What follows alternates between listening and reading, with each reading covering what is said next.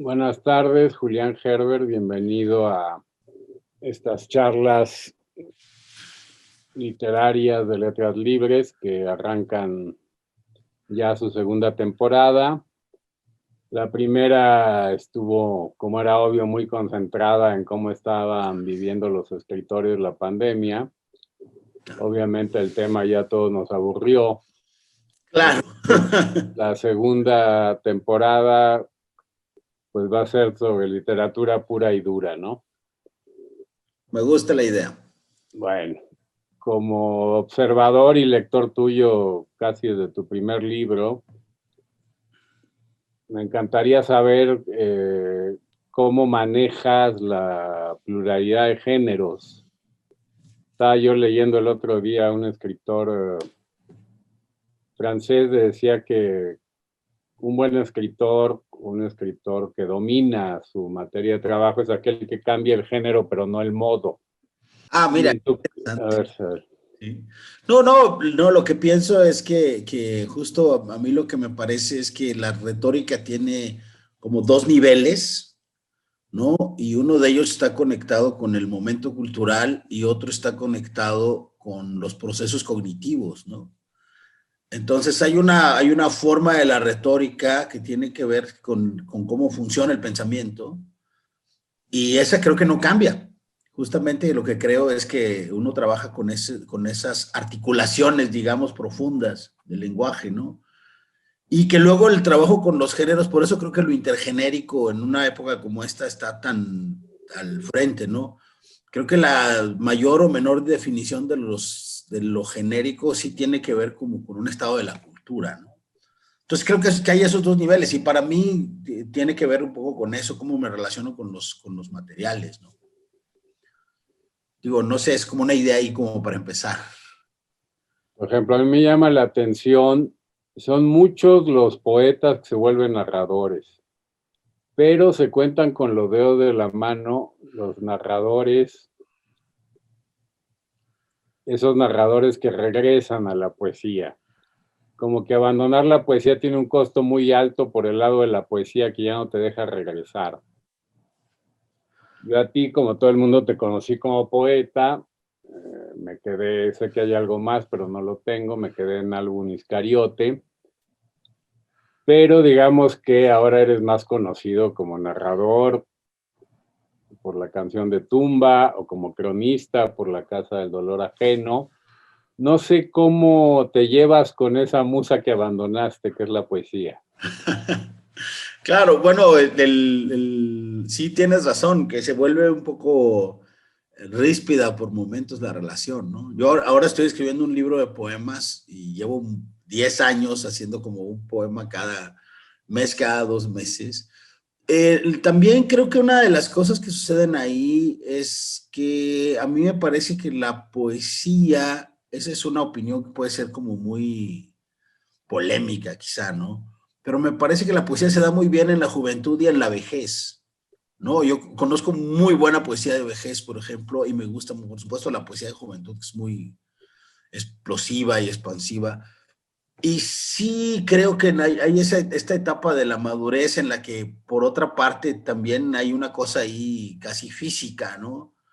Que al menos para mí está muy conectada con los procesos de la prosa, ¿no? Entonces, la experiencia para mí también tiene que ver con que la relación con el lenguaje es como hay un uso ahí de la vida mental y del sentimiento de la estética, pero también como del uso cotidiano, ¿no? Una de las cosas que yo he dicho, por ejemplo, es que el momento en el que yo paré de escribir poemas fue cuando mi hijo Leonardo empezó a hablar. Y había una, digamos, una relación con el lenguaje, con los procesos de él adquiriendo el idioma, adquiriendo la lengua y la forma de construir metáforas y imágenes complejas, ¿no? Que para mí era muy satisfactoria, digamos, como proceso, digamos, casi como de voyeur, ¿no? Y yo regresé a escribir poemas justo cuando Leonardo empezó a hablar como una persona normal, digamos, ¿no? Entonces también creo que hay una cuestión ahí más allá de la intencionalidad, digamos, también creo que hay una cosa orgánica. ¿Y tú te ves volviendo a la poesía o consideras que no la has dejado? Pues la verdad es que no me siento sí, como ajeno a la poesía, nunca me he sentido ajeno a la poesía, por múltiples razones. La principal de ellas es que yo me considero sobre todo un lector de poesía y la lectura de poesía es permanente en mi vida. También utilizo muchos recursos de la poesía. Me parece que una de las cosas que suceden cuando haces poesía es que el tránsito entre géneros está como signado ahí. Por eso creo que lo que decías de que los poetas que se vuelven narradores, yo no veo muy claro el caso inverso, ¿no? Que alguien desde la narrativa decida en algún momento como... No, es muy raro. Es bastante más raro, ¿no? Y también creo que no es necesariamente exitoso, ¿no? Digo, lo que creo ahí es que la poesía pues, está ahí siempre, ¿no? Yo no me siento como que haya dejado la poesía, lo que es, ni tampoco siento que la poesía me haya dejado a mí, o sea, como esa relación. No, lo que siento es que es una estructura de pensamiento que se volvió esporádica para mí, ¿no? Ahora, para mí también eso tiene que ver con otras cosas, porque en el último par de años que he tenido cambio gerencial, digamos, en mi vida como muy fuerte, hay otro tipo de cosas que se han incorporado a mis procesos, como de economía interior, digamos, ¿no? Que tienen que ver con prácticas y ejercicios y como, sí, digamos una forma, la meditación, por ejemplo, ¿no? Que para mí también en mi experiencia hay una conexión muy profunda entre la meditación y la poesía.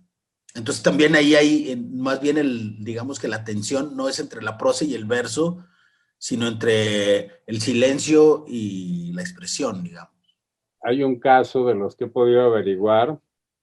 Thomas Hardy empezó como poeta y se cambió a la novela y se convirtió en un novelista muy exitoso, pero continuó toda su vida escribiendo casi en secreto poesía. Ya. Y ya viejo la empezó a publicar. Y actualmente, por lo menos en el universo anglosajón, sus novelas, pues sí, están ahí en el canon, digamos, pero es sobre todo un gran poeta. Y Claro. sí lo es, yo lo he leído y sí realmente es sorprendentemente bueno. Un poeta como veterotestamentario, bíblico, en fin. Son rarísimos, en efecto, los casos de narradores o que se regresan a la poesía o que cambian de género al revés del orden que es poeta-narrador. Otra de las cosas que me interesan, obviamente yo como crítico literario, pues trato de llevar agua a mi molino, ¿no? A mí me parece que una de las cosas que lamento, para decírtelo con toda franqueza, tú fuiste o eres un estupendo crítico literario, sobre todo de poesía. Yo te alabé mucho tu libro, ¿cómo se llama? ¿El caníbal? Caníbal, sí. Caníbal. Pero me di cuenta que a lo mejor era, como suele suceder, una etapa, un momento transitorio. Perdón por ese momento transitorio, que no es muy elegante, era un momento. Y acabas de decirme que tú te concibes como un lector de poesía.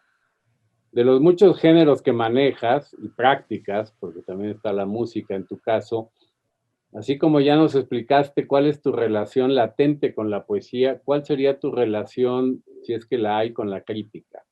Claro, es muy curioso que me digas eso porque justo yo llevaba un par de meses como tratando de ver qué iba a escribir y trabajando ahí como sin mucho, digamos, con cierta distensión. Y en el último mes me empecé a construir un texto, un ensayo mediano de unas 30 cuartillas, que justo hoy estoy terminando, sobre sobre 4 relatos documentales. Y lo estoy disfrutando muchísimo, mano. Y mi sensación hace unos días, en este mes publiqué una reseña de un libro de Guillermo Arriaga. Y mi sensación es que una de las pulsiones que me están volviendo así, como que me están dando mucho interés, es justamente la crítica de prosa narrativa. ¿no? Es algo que en este momento está como que es algo que estaba ahí medio dormido y se despertó mucho. Yo creo que en parte porque he estado estudiando mucha narratología y dando también cursos de narratología. Y una de las cosas que me preocupan a veces en las discusiones sobre literatura es que se habla mucho como del contexto social y de temas que me parece que son súper importantes, pero parecería que ya no podemos discutir o que muchas veces no podemos discutir la literatura desde el punto de vista de la técnica, que a mí es una cosa que me sigue importando mucho, ¿no? Combinada, por supuesto, con otros recursos. Entonces, bueno, yo disfruté mucho hacer Caníbal. Además, había una cosa ahí de angustia al mismo tiempo que el goce de la prosa de la crítica. Pero tú lo sabes también, ¿no? De repente, digo, para ti debe ser como la vida cotidiana. Es muy desgastante a veces el ámbito de la crítica, ¿no? Es muy desgastante porque es mucho trabajo, hay mucha susceptibilidad alrededor también. A veces las polémicas se desvían y ese es uno de los temas que para mí son como más difíciles de administrar, digamos, cuando a mí me interesa mucho la polémica, pero una de las cosas que pasan es que tú estás polemizando acerca de una cosa y eso se ramifica y de pronto la discusión está en un lugar que ya no, o sea, no tiene nada que ver con el lugar hacia donde tú querías ir, digamos, ¿no? Entonces digo, pues es el riesgo y el pago que hace uno por expresar una visión del mundo, ¿no? Pero entonces, lo que creo que es eso, o sea, para mí la crítica ha sido como también, como hay ciertos momentos, creo que para mí es un momento en el que la crítica está como tocando a la puerta, digamos, porque también sí percibo a veces con alguna irritación cierta impericia, sobre todo el trabajo de la reseña. Yo creo que la academia, bueno, tiene otros ritmos y otros mecanismos pero en el trabajo de la reseña, por ejemplo, siento que se ha vuelto insuficiente por distintas razones en los últimos años y que nos hemos contagiado mucho como de la reseña, o sea, la frontera entre la reseña y la cuarta de forros, ¿no? O el párrafo, digamos, de librería como para la venta, ¿no? Para la promoción, más bien. Yo conozco mucho a Julián y los escritores mexicanos y latinoamericanos también, pero quizás el público no sepa que es pues uno de los escritores más activos y más presentes en la escena literaria del país, como se notará por las preguntas que le he hecho, por la conversación que llevamos. Practica varios géneros y pues él nos está ratificando que va y viene entre los géneros y que pareciera que no es una cosa que te angustie sobremanera. Si es crítica, si es poesía, si es narrativa. Ya hablamos de la poesía, ya hablamos de la crítica. Tú eres autor de Canción de Tumba, que es una de las notables autobiografías literarias de nuestro siglo XXI, y también de esta crónica sobre la persecución de los chinos en el norte de México. A mí, cuando leí Canción de Tumba, en la cual fui un protagonista un poco secundario, pero protagonista, cosa que me hace sentir muy orgulloso, actor de reparto, yo me quedé preocupado, porque ya ves que me preocupas mucho, soy como una maestra de jardín de niños. Cuando un escritor saca una historia como la que tú tenías que sacar, más allá del porcentaje de fantasía o de ficción que tenga, cosa que eso solo tú lo sabes, cuando un escritor saca una historia tan desgarrada, tan personal, sobre todo en prosa narrativa, para dejar que si es novela, que si es autobiografía en ficción, o a mí eso de la autoficción me parece una babosada. ¿Qué es En busca del tiempo perdido sin una autoficción? Exacto. De esas palabras que inventan los profesores para conservar su trabajo. Más allá de todo, a mí me preocupaba, después del esfuerzo que implica sacar un libro como emocional, como Canción de Tumba, yo no sé si tú tienes materia para seguir narrando o es otro capítulo cerrado? Sí, es una pregunta que no tengo una respuesta, digamos, no tengo una solución todavía al respecto, porque pues el proceso para mí ha sido, ahorita estoy escribiendo una novela, por ejemplo, pero tomé la decisión consciente de no, así como muy clara, de no plantearme una novela inmediatamente, y de no plantearme una novela inmediatamente. Primero, por una cuestión de economía interior, porque sí, es verdad, fue un desgaste muy intenso, pero también por una forma de relacionarme con, digamos, con el campo literario, pues, para usar el término sociológico, ¿no? Porque creo que la demanda iba a ir por ahí y no solamente iba a ir por ahí en el sentido de hacer una novela, sino de hacer una novela en el registro, digamos, ¿no? O sea, a mí me ha interesado seguir explorando como digamos, ese dispositivo narrativo que es el personaje de primera persona que se llama igual que el autor, por decirlo de alguna manera, pero que puede tener muchas capas, ¿no? Y muchos movimientos. Y La Casa del Dolor Ajeno en ese sentido, para mí, pues es un ejercicio que va por ahí. Tampoco digo que todas las soluciones que puedo tener al respecto sean perfectamente conscientes, ¿no? Pero lo que sí creo, para volver al tema sobre el tipo de historia que es Canción de Tumba, lo que sí creo es que para mí como experiencia de escritura no es tan relevante, digamos, que alcanzar esas cotas o no, o saber si voy a seguir narrando en ese tono o no. Yo parto de esta idea que es una cosa que les digo yo, hago talleres literarios y trabajo mucho colectivamente, ¿no? Y una cosa que siempre sugiero con los escritores más jóvenes con los que trabajo es, consume el combustible que tienes y luego buscas más, ¿no? O sea, esta idea como de administrar un poco los procesos, quiero decir, esa administración, hay un nivel inconsciente de esa administración, ¿no?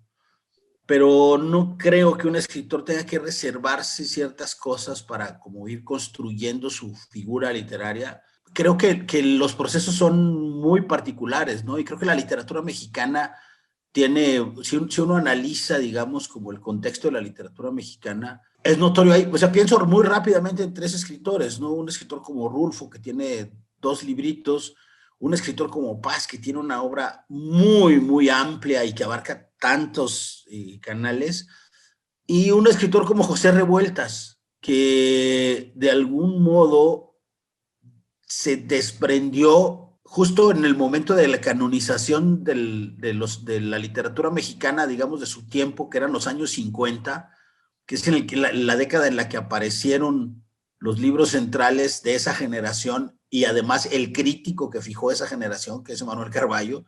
Pues Revueltas pasó debajo del radar todos los años 50, con un movimiento ahí muy peculiar, como de que es una mezcla de autosabotaje y no sé, un poco extraña, ¿no? Entonces, Es la época en que lo persigue su propio Partido Comunista. exacto, sí, es la época en la que Revueltas está es como una especie digo yo que es como una especie de monje franciscano que ha sido castigado por su orden, ¿no? Lo mandaron al rincón. Entonces, lo que trato de decir con esto, por supuesto, no es que ni mi proceso ni nada tenga que ver con digamos, con esos grandes escritores. A lo que me refiero es a que es muy azaroso cómo se construye el corpus de la obra de un autor y sobre todo cómo se registra ese corpus hacia el exterior, ¿no? Y para mí lo que ha sido también, es curioso, pero justo desde la práctica de la crítica literaria, lo que noto es que los esfuerzos de organización que uno hace, como del canon y del corpus y de ciertos materiales, son importantes, pero también son perecederos, ¿no? Siempre hay un grado de provisionalidad ahí, ¿no? Entonces, visto desde el otro lado, desde el proceso de la creación, creo que para mí es importante también mantenerme en esa condición provisional de escritor, ¿no? O sea, me parece que para un escritor, al menos en mi lectura de lo que eso significa ser un escritor, ayuda a pensar desde una perspectiva poética, digamos, que uno es escritor en un sentido provisional también. Uno puede ser un escritor muy profesional, pero hay una provisionalidad básica también en ese fondo, ¿no? Y en este terreno, más que de lo provisional, porque bueno, creo que todos somos provisionales lamentablemente, en el terreno de la variedad existencial que muestra tu obra, más allá de que haya hilos conductores, algunos los puedo ver yo, otros los encontrarán otros lectores. ¿Cómo complementas tú lo que es la escritura propiamente dicho con las otras cosas que haces, como la música? ¿En Ya, qué medida es un hobby? ¿Es una cosa central? ¿Cómo funciona eso? lo que pienso es que la idea de hobby para describir mi relación con la música me costaría mucho trabajo, la verdad, porque sí es algo que practico de manera cotidiana, y algo acerca de lo que estudio, pero sí también es cierto que no me dedico ni mucho menos de tiempo completo a la música. Lo que también hay ahí es que como la relación con la poesía, quizá para mí la relación con la música se parezca a la relación con la poesía, que es que hay etapas, o ha habido en mi vida, etapas mucho más como dedicadas a estar, por ejemplo, a tener un grupo y sostener ese grupo y estar haciendo cosas, tratando de venderlo y no solamente de componer y de hacer música, sino de estar tocando y estar yendo a ciudades y tal, ¿no? Con muy poco éxito, la verdad, pero con mucha vocación. Ahora, en esta época de mi vida, estoy más interesado, o sea, el ritmo es como mucho más lento. Trabajo con un solo músico en este momento, que es Héctor Zárate, que es un guitarrista de jazz. Y los dos trabajamos, o sea, pues hacemos muchas otras cosas y trabajamos a un ritmo mucho más lento y más concentrado, haciendo ahí una canción cada 2 o 3 meses a veces, ¿no? Pero sí, digamos que está ahí como constante, ¿no? El estar componiendo. Yo tengo mi guitarra al lado de mi escritorio, es aquí a 3 metros, y todos los días le dedico un rato, ¿no? Entonces, pero sí es como mucho de consumo local, digamos, de consumo interior. Ahora, también lo que creo, y esto es algo que para mí ha sido como, digamos, como lo que decía sobre la variedad existencial me gusta, porque para mí lo que ha sucedido ahí es que mi sensación es que uno tiene muchos avatares. Y a mí me ha interesado mucho explorar como la porosidad de la identidad en ese sentido, ¿no?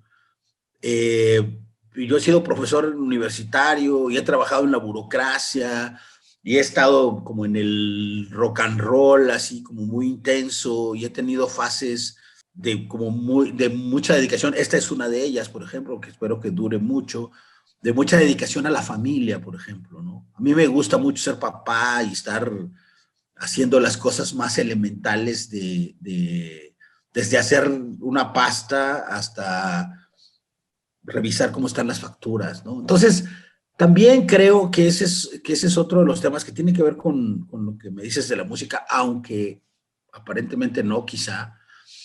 Yo creo que una de las cosas que te vuelven escritor, más allá de la discusión de entre vida y literatura, o el tema de las armas y las letras, digamos, más allá de eso, sí creo que uno está escribiendo siempre o además, o construyendo, digamos, estructuras estéticas permanentemente.